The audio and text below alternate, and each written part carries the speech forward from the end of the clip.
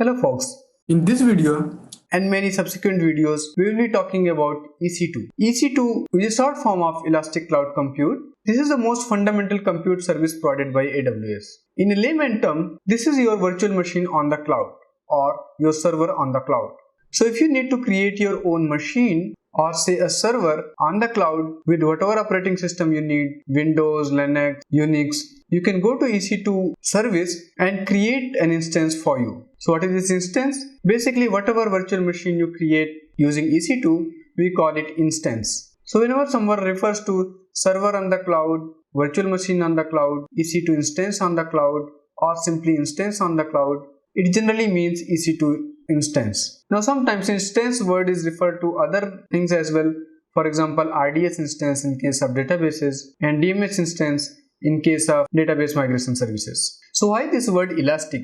By using the word elastic, AWS want to emphasize that this particular compute service is quite flexible. There are flexible payment options, there are flexible scaling options, modifying the EC2 instance is also flexible, and so they have projected it as Elastic Cloud Compute Service. So how does it look like? To go to EC2 service, you have to open your web console. Once you log into your web console, this is what you will see. You can go under compute and you'll see first service itself is EC2. This is the most fundamental and most basic compute unit or compute service provided by AWS.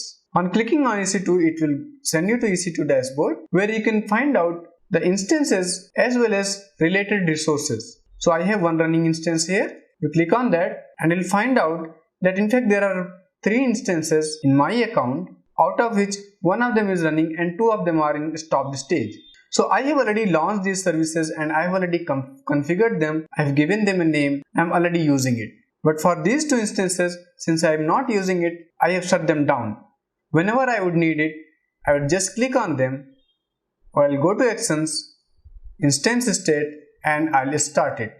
So after some time, it will boot up fully and it will be available for me to use. Similarly, whenever you don't need it, you can just shut it down by just clicking on the system, going to action, instance state, and stop. So you can stop it, you can reboot it, you can terminate it. Termination means you are going to delete the whole server, you are going to relinquish whatever resources has been created for the server, and you'll never be able to restore the data or the server from there.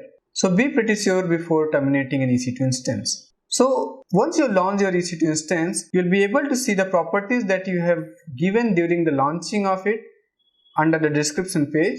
Instance ID, what type of instance it is, whether it's running or stopped, what is the networking configurations associated with this, what is the public IP, what is the private IP associated with this. All those information you will be able to see under this shelf. You will be able to do a status check, whether it's healthy or not, whether it is ready to be connected or not. You will be able to monitor this server. So if you need to know what is the CPU utilization of this particular server, how much load it is there on the server, how much the load is on the hard disk, how is the network traffic with respect to this particular server, all of those things will be able to see it here.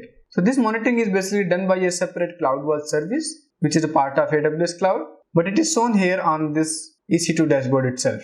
You will be able to see tags here, which is nothing but a label that you put on the instance to recognize it when there are so many other servers as well.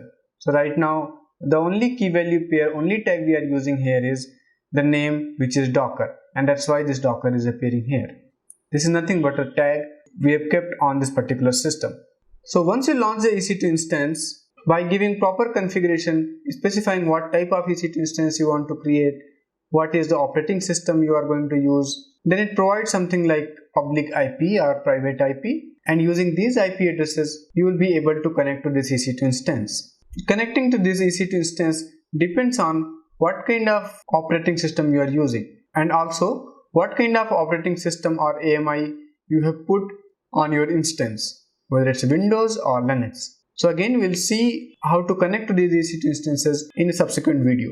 Just to familiarize you with more with this particular dashboard, on the left hand pane, you will be able to see all the various features that it provides, the images, OS images, Amazon machine image, bundle task, volume, snapshot, networking resources, security resources, various advanced features like load balancing, auto scaling, and other utilities to not even manage the EC2 instance which is on the cloud, but instances which are running on premises. So the system manager services helps you to connect to even on-premise servers and manage them from here itself. So that's all as a part of EC2 introduction. In the next video, we are going to explore what are the various options are available on EC2.